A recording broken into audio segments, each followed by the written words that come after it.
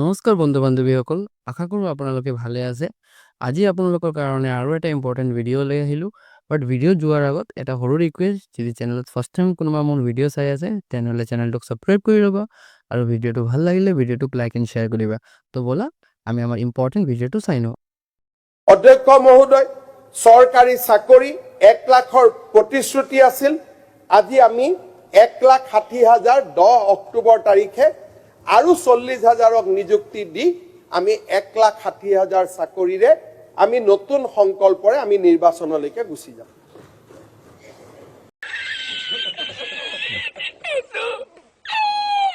অধ্যক্ষ মহোদয়, চৰকাৰী চাকৰি 1 লাখৰ প্ৰতিশ্ৰুতি আছিল।